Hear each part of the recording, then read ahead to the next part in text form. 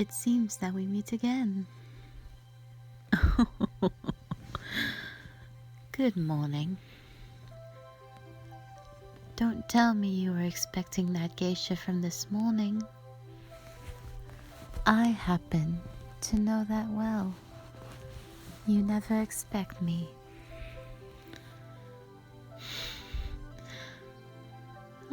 Look at your face. Let me refresh your memory. Ara ara.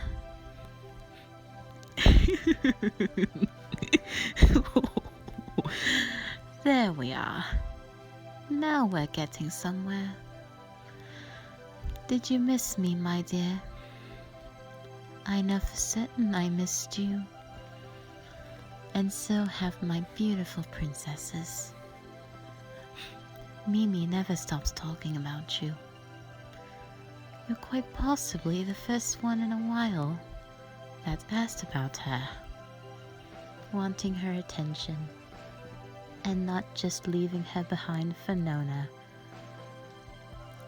I won't lie, now that I'm out of their earshot, I do believe Nona is the superior sister. She's strong-willed and confident, and she will never let her emotions get in the way of her duty. But Mimi, on the other hand, I will give it to her. That poor girl's led a horrible life, tossed around by the world, never being able to make any decisions. I will tell you if you'd like, but it's such a sad story. Allow me to be the one that tells you just what it means to become something so pitiful. Back in the days of even Nobunaga himself, a girl was bought from a young, impoverished family that lived in the wooden outskirts. This family had no money, no food, no way of providing for their daughter. So what do? What could they possibly do? They offer her up to be tossed around, hoping that she lands in a good place. I have heard of spirits that have tried to guide her, but she was far beyond their reach at that point. Silly foxes. When do they learn? Sometimes you cannot save everyone, which is precisely the case with Nona. Mimi.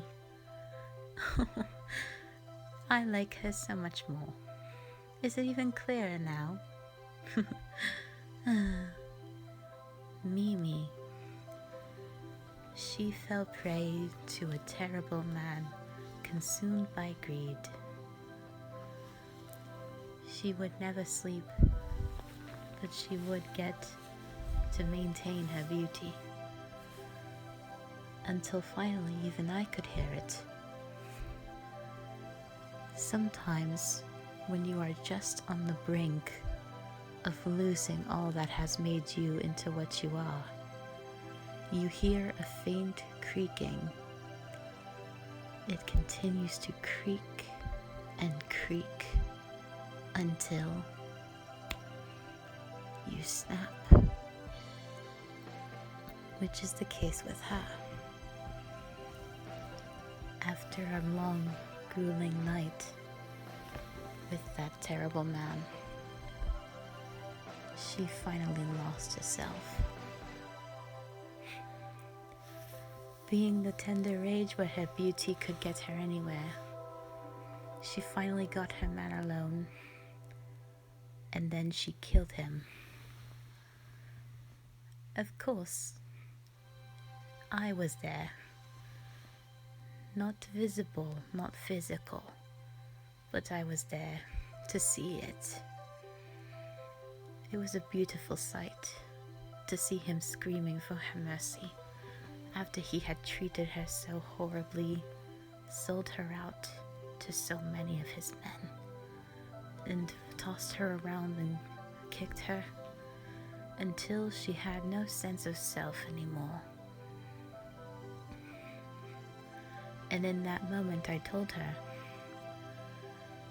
if you swear to serve me, then you will never feel pain again.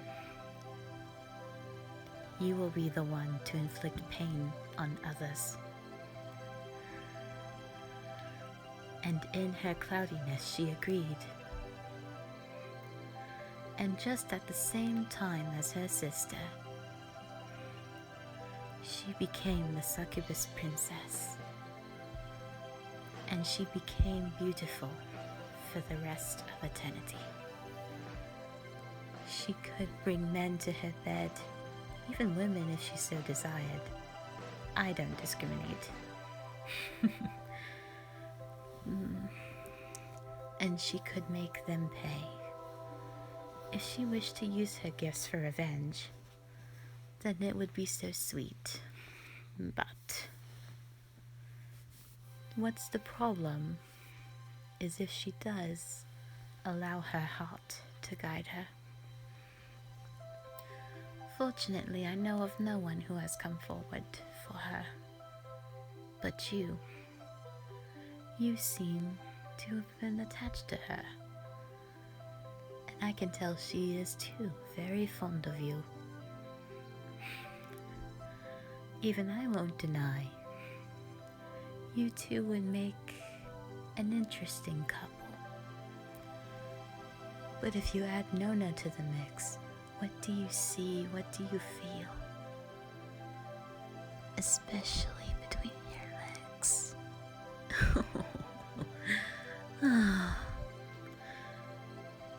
But of course, that would be near impossible. You are still a human man, and she is a succubus. They are my weapons upon this world that we now will roam. You're interesting. So, how about we make a pact? I will make you into something incredible. I will make you one of my own, just like them.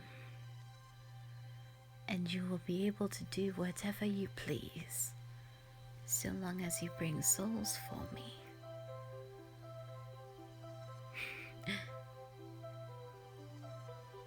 You have potential. You have limitless potential flowing through your veins. Hence why I have been generous enough to bring you back here. So what shall it be? Abandon your humanity and serve under me. You will find yourself in good company. And you will be able to bring your wrath upon the humans you so despised in your previous life.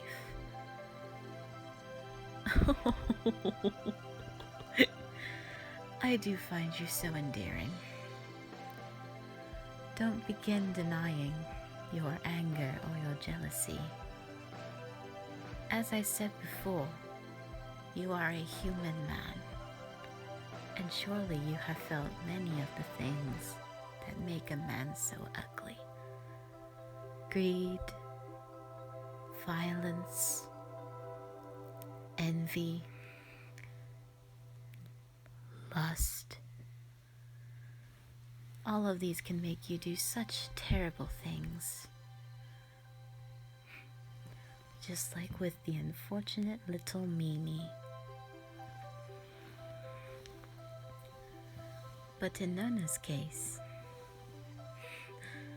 I could talk about her all day because she's been so sweet to me. She has brought me more than any servant of mine ever before. And I do believe that she will continue to serve me well, just as you seem very inclined to serve me. Ah, how long I've waited to hear you say it finally. In your many years of living, in my time watching you, just like all of humanity, how long I've waited to hear someone pledge their fealty to me.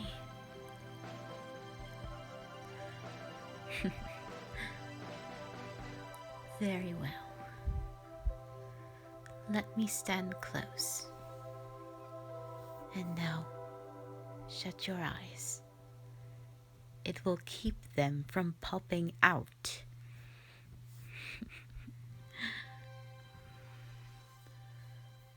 How do you like my hands around your neck?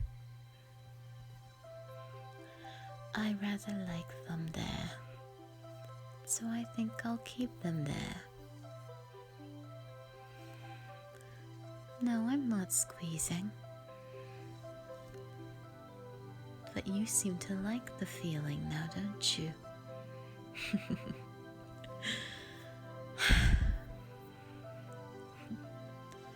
Your skin's so soft.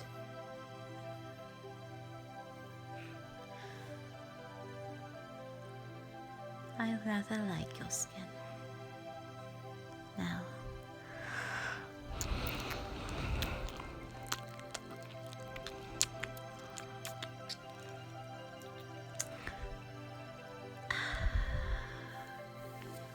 it is done. And finally, for the first time in so long, I will not be empty-handed. You will reap these souls for me. And in return, I will continue to build your strength until you become the most fearsome one of all. And who knows, maybe if you're good, I'll let you rule beside me, and we can spend eternity together, the two of us, hand in hand, watching darkness befall the earth. You would like that, wouldn't you? I know I do. It's been too long since I've had that. But in your path to greatness, there will be many hardships. But I get the feeling that you have it in you to not disappoint me. Do be a good boy now, won't you?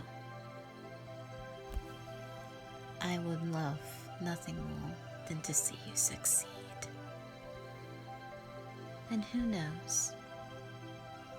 Who knows what will happen now?